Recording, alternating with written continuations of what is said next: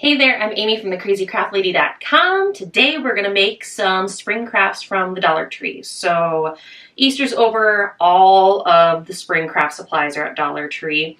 Silk flowers, wreath supplies, door hangers, all that fun stuff. And I've done some like roundup compilation videos in the past of different wreaths for, Valentine's Day or for winter. And I just thought it'd be fun to do something a little bit different for the spring compilation. We're still decorating doors, but we're going to make door hangers. So not wreaths per se. We're going to get a little bit creative with what we're going to hang on our doors. These could also be, hung on a gallery wall, propped up on a shelf. They're not just limited to doors themselves, but these are all made using dollar store supplies. Let's get making.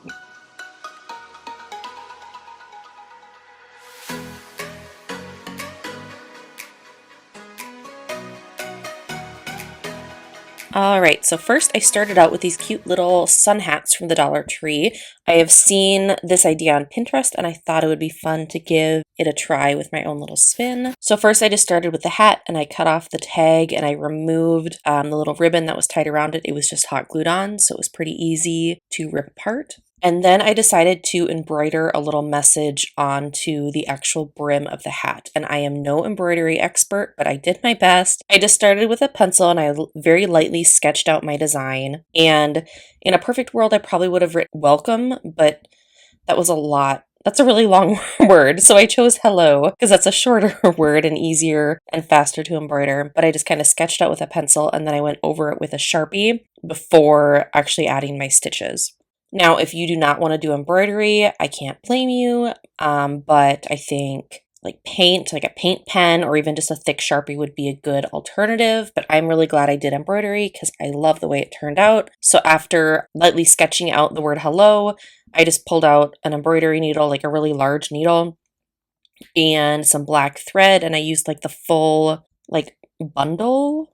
Is that the word? I didn't separate the threads.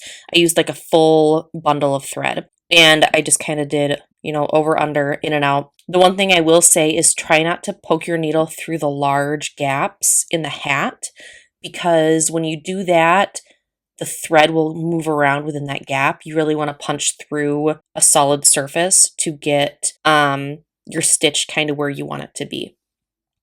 But this actually ended up being a lot easier than I thought it would be. I was really intimidated at first, but it was pretty easy going. It was a pretty quick thing to stitch. So I just stitched the word hello, and then I actually just freehanded a little bumblebee because you'll see later the ribbon that I used is honeycomb. So I wanted to go with a little bumblebee theme. And then I grabbed these wildflowers from Dollar Tree. When I saw them, they came in white and yellow. So I grabbed the yellow ones. And I just kind of snipped them off the base of that stem. I actually snipped them pretty short. I didn't want a lot of that stem poking through the back of the hat when it was hanging up like on the wall or on a door. And then I just added a little bit of hot glue to the back of the leaves. So not to the stem, but to the leaves. So what you can do is poke the stem through a hole in the hat on the side, and then the hot glue on the leaves will stick to the brim of the hat. And so I just repeated this process and covered, somewhere between a third and a half of the hat with flowers. And so just repeat this process over and over. I used about 4 bunches, maybe 3.5, 4 bunches of flowers. Pretty easy, so I'll speed that up for you. And then to finish it off, Dollar Tree had this really cute honeycomb patterned ribbon. So that was where I got my little, theme for adding the bumblebee on the embroidery and using yellow flowers. So I just wrapped that around the hat and hot glued it in place a little bit and then tied it in a knot at the bottom of the hat. And then on top of that, I added another bow. So I cut 3 lengths of the yellow ribbon and 2 lengths of black and white check ribbon, cut it at a 45-degree angle on all ends, stack it up, and then tie it in the middle with another piece of that yellow ribbon. I find it easiest when you tie that center piece of ribbon to fold it into thirds, hot dog or shower style if I were my kid's art teacher, and then you tie it in the back with a knot and then trim the ends and then secure it right over that knot on the base of the hat with some hot glue, and then trim the 2 long tail ends. I kept those pretty long, so just cut them at a nice 45-degree angle, and you've got this cute little sun hat door hanger wreath alternative. Next up, I actually used up something for my craft stash, which is this little gift tag shaped door hanger that I bought over Christmas time and I did not use. But don't worry, they have, I think they like in the factory just use the same cutout of on that thick cardboard of that gift tag shape and then like slap a different paper covering on it for every holiday and every season. So I see these year round at Dollar Tree. This one just happened to be Christmas themed, but I just flipped it over and I cut off the top little tag, and then I pulled out my Deco Art acrylic craft paint. I used this nice teal color because it coordinated with the fabric that I'm using, which you'll see in a bit. But I just gave it a generous coat all over, including on the sides. I really wanted this to be a one and done as far as doing one coat, so I was pretty generous with the paint. But I only did the top like 3/4 of this little tag thing, and you'll see why. You don't need to paint the whole thing. So just paint the top part and then set it aside to dry and then come back and I cut. This was like the back of a legal pad. It was just a scrap of cardboard, kind of thin. And then I grabbed some hydrangeas, like light pink, dark pink, and teal, and I snipped those all off of the stem. And then, I'm gonna be honest, things kind of fell apart and I almost abandoned this one, but I'm glad I recovered. So I started by trying to hot glue all of these stems onto the cardboard, and the hot glue wouldn't stick. Like, I should have known better. Like, you're hot gluing cardboard and plastic. Like, nothing, and these are rigid surfaces. Nothing good is going to come from this. So skip the hot glue and just go straight to duct tape. Handy old duct tape, which I feel like is an often overlooked craft supply in my craft stash. So I laid down, so I had taller stems and shorter stems. And once again, I messed this up. So I taped down the taller stems first, and then I taped down the shorter stems in front of them. So it had, like, I just wanted them to be all taped in place so it was like a nice little bouquet. But then I realized when I flipped the cardboard over, the tall stems were in the front and the short stems were in the back. So I just peeled off that whole bunch of flowers. So the nice thing is because they were all like taped together, it was easy to just kind of peel it off. And then I flipped it over so it was facing the right direction and then taped it in place again.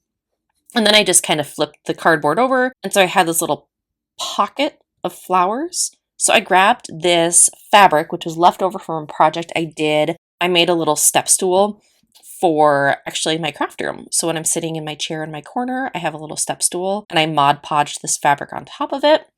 And so this is left over from that. So I just kind of folded that over the top of that piece of cardboard and then tucked the fabric in the back, just taped everything in place with duct tape. So I am normally a fan of finishing off the back of my projects and making them look really polished so that, like, even if nobody looks, I know that everything looks nice on the front and the back. This project is definitely an exception because it's like, yeah, Christmas and duct tape on the back. It's just very random. So I just kind of taped that all together and then I folded the corners in and flipped the bottom of the fabric up and taped it in place. And it just created this little fabric pocket of flowers. And then I found these little galvanized metal letters at Dollar Tree, and you have to buy 2 packets. So like one packet is the first half of the alphabet, and the second packet is the second half of the alphabet. So I made the word spring, laid the letters in place kind of where I wanted them to be, and then I came in with my foam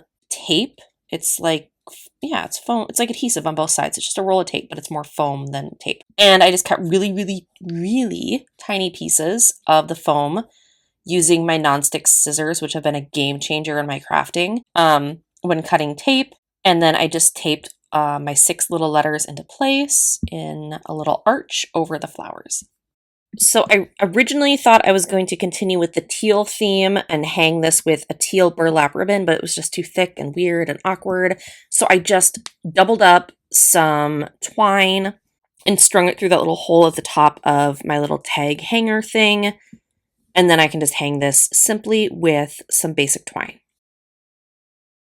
All right, next up, I have long been a fan of the kitchen supply aisle at Dollar Tree, especially things like baking pans and pizza pans because they're so versatile. And so I got this pizza pan and I decided to turn it into a door hanger. Okay, so I don't know if I necessarily recommend this, but I went with it. So I just drilled holes. You start with like a smaller drill bit and you work your way up. So I used 4 different drill bits until I got to the largest one that I had in my collection. I did this same technique when I turned a cookie sheet into a baking tray. It's not entirely ideal because you can get kind of some sharp edges when you drill that hole.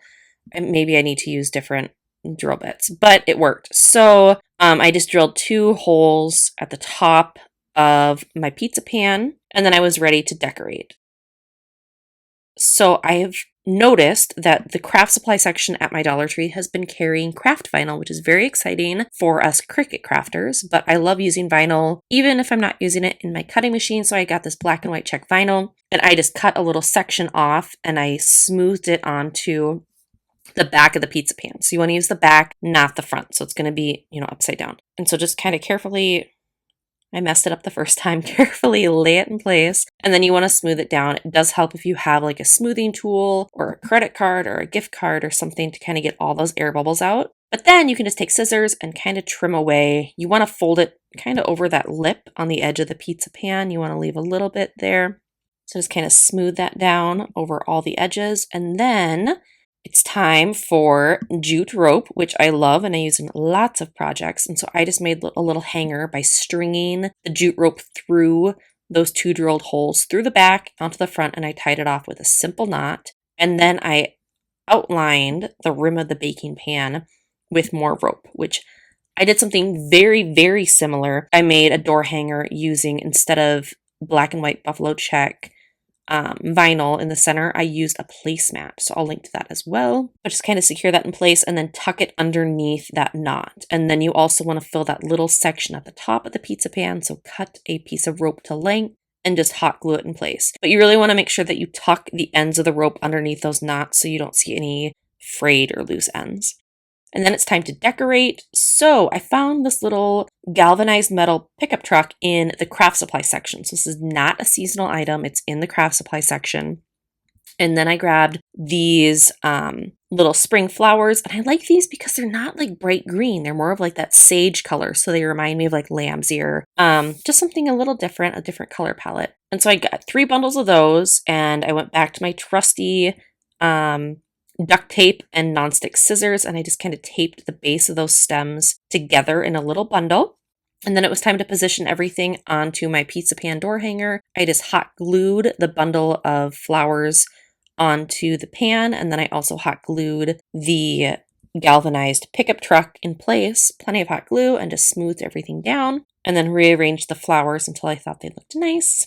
So there's a cute little, I don't know, it's like a flower pickup truck, fresh from the farmer's market with flowers. So finally, Dollar Tree, at least my Dollar Tree, had these little flower market enamel buckets that come in 3 different sizes. There's like a tall, skinny, a medium, and like a small, short. So I used the medium one here, and I grabbed one, and it was already a little bit dented, which worked out in my favor because if this is going to hang on the door, you don't want it to be completely round. You want the back side to be kind of flat so it lays flush up against the door. So I just this is really flimsy metal, so I just kind of bent it in place. And then I used a hammer and a small little screwdriver to hammer holes into both sides of the bucket.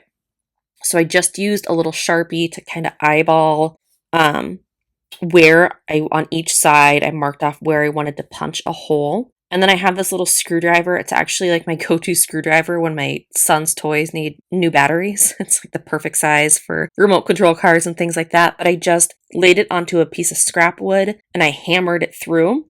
You just want a hole big enough that you can string a piece of twine through it. And then I have these white wildflowers. So you remember the yellow wildflowers that I used on that sun hat? Same thing. These are just in white.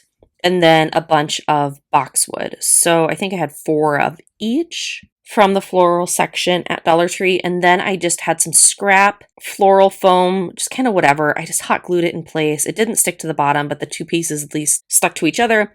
You just want something in there to stick your flowers into. It really doesn't matter. So I just started by cutting the base off of all of my flower stems. So I didn't want all of my flowers to be completely separated.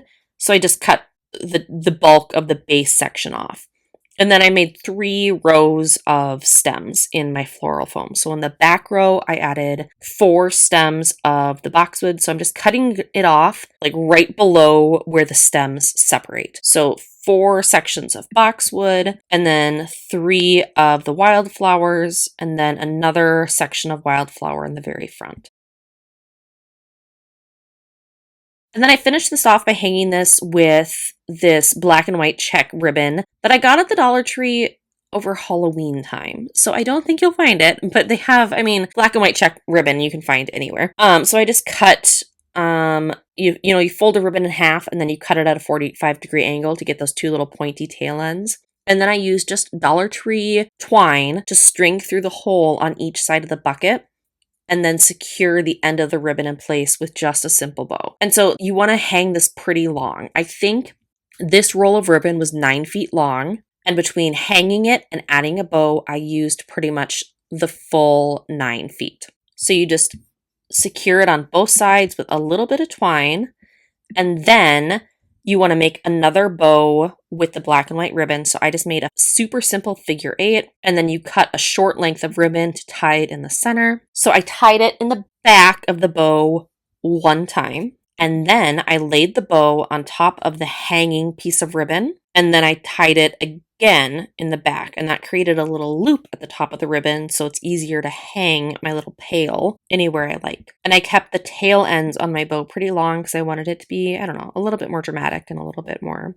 make a bit more of a statement. And then finally, someone suggested I do this when I made my little snowman door hanger out of metal mixing bowls, so as to not scratch your door when you hang this up because it is metal. I got these little, they're little furniture protectors. You put them on the feet of your chairs and stuff. I actually got a bunch of this at Dollar Tree, and I just added a couple little circles onto the back of the little flower pot so that when I hang this on a door, when you open and close the door and things kind of bounce around, it doesn't leave scratch marks on your door. So there you go. I made 4 different Dollar Tree door hangers for spring, although I would argue some of them could probably carry over into summer without an issue. I do hope you enjoyed this tutorial. If you have a second, leave me a comment in the comment section below and let me know which is your favorite. Until next time, happy making.